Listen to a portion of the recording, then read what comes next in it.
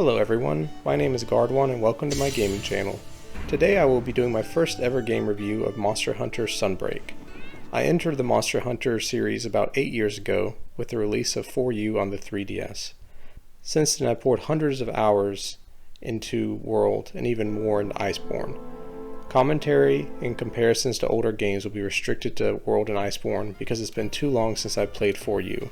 My experience is almost exclusively through the use of a GS user, or greatsword. That's been my weapon of choice since 4U. I would also like to mention now that there's going to be spoilers in this video, so you've been forewarned with footage and audio about some spoilers. That being said, the review will be consistent of 3 sections: combat, crafting, and post-game, and I'll be giving a rating of 1 to 10 on each, and taking the average score at the end.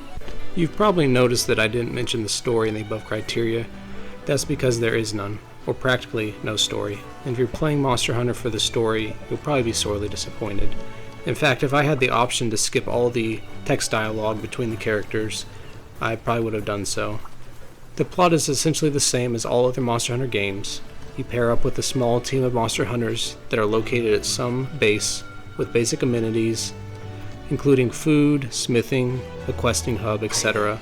The NPCs are largely forgettable, but consistently hold a function. All character growth is static except for maybe your own, which is numerically grown by your HR and your MR as you progress. And a large part of the storytelling aspect is through the cinematographics, which I'll admit are done very well. Seeing as this isn't a key feature of Monster Hunter, I'm not going to score it individually, and that's personally, again, not the reason why I play the game.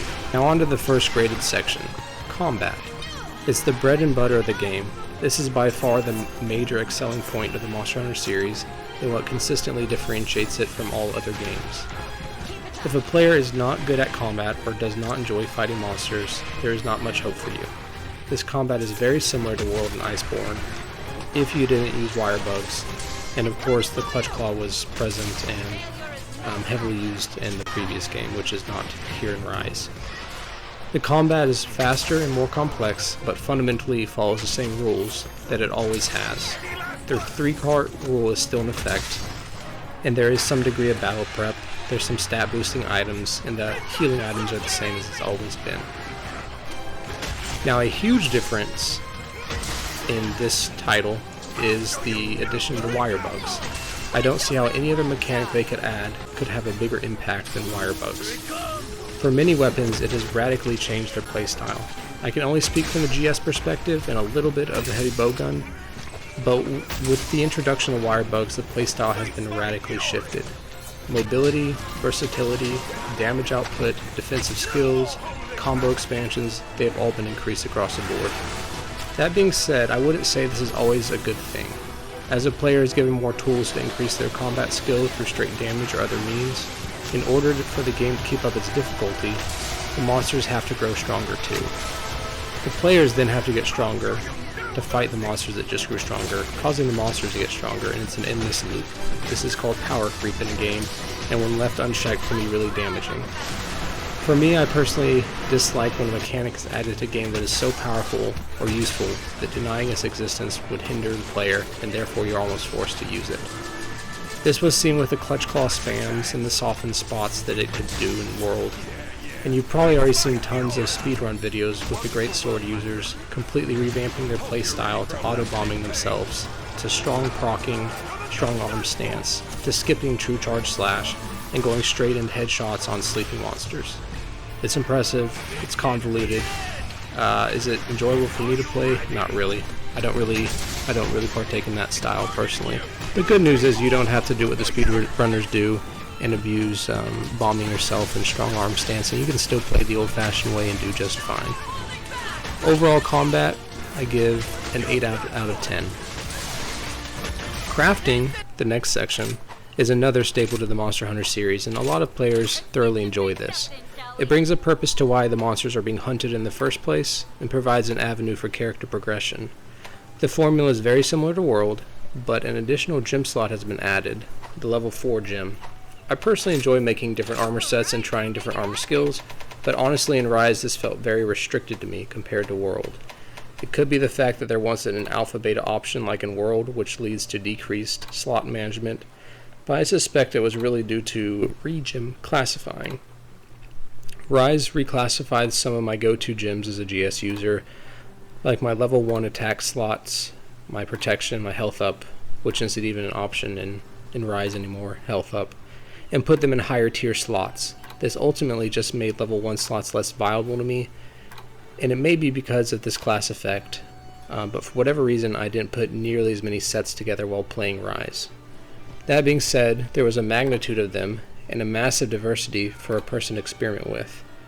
There's also traditional crafting for resources that include potions and traps and ingredients that stay true to his former games, and there's methods for which you can farm materials so you're not having to go out there and collect herbs and honey non-stop. You can sort of get an auto system going like you could in World and Rise.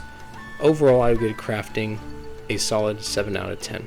The final scored section is the post-game. I found as I get older I appreciate games that provide additional content and play after completion. Playing a game that's only 30 to 40 hours of content just is not acceptable anymore for a full-price game. Monster Hunter Sunbreak stays true to this by having a ton of extra content available after the completion of the story. Your MR becomes unlocked as you go past level 6, and then it can go up in increments of 10 past that point. You get access to stronger monsters that are known as afflicted variants, which provide a whole nother level of challenge that I appreciate. You also get access to enhanced melding called anima melding and reincarnation. I want to stop here for a second and focus on this. The access to melding these stronger talismans only occur after you finish the main storyline of Sunbreak, and to me that's a travesty because you should be able to utilize that going through the whole experience. And if you didn't know that, like many players, and you poured resources in like you did in baseline Rise to form talismans, you're doomed to making inferior talismans that you were better off saving the material for after you completed the game. I'm sure not many people were aware of this and wasted precious materials, and they never got to save up enough for their god talismans. That being said, it's not the end of the world. You don't need all this latest greatest skills and equipment to do well. On top of this, a positive note, Capcom has announced 3 waves of DLC drops. They have traditionally given very nice DLC, just like in Iceborne, and the post-game has been an incredible strong part of the game. Overall, I give this scoring a 9 out of 10. Final verdict. Overall, the averaging of the 3 scores together gives a final score of 8 out of 10. This puts Sunbreak in a very highly rated category. I consider it a noticeable upgrade from its predecessor, base game Rise, and I'm extremely relieved that I didn't have to participate in rampages anymore. Places where the game could improve would include further balancing of wire bugs, to remove gimmicks, perhaps more options with crafting armors in regards to slotting and armor creation, and introducing higher tier talisman crafting options earlier on. I'm indifferent to the Songbird collections, that's a whole other discussion itself, and the difficulty overall is appropriate in my opinion. I do appreciate at the end there's optional monsters you can fight, like I mentioned the afflicted variants that are quite a bit stronger, they hit harder, they have higher health pools, but if you don't wish to partake in that, the game can be over for you. I still am partial to the World and Iceborne games. I believe that they are more beautifully crafted. I like how the monsters sort of fit into the environment better, and I like the overall pacing a bit more. But Rise is a lot of fun, and Sunbreak did a good job at creating a more accessible Monster Hunter game that more people can pick up and play together. I think on average the hunts are a little bit quicker, and the fights can be fast-paced for individuals to play. Thank you for everyone that stayed this far and listened to my review. It's my subjective experience. This is, like I said, my first review that I've ever done, so if there's any feedback you'd like to give, I'm open to it. Thank you, and I hope to see you all later.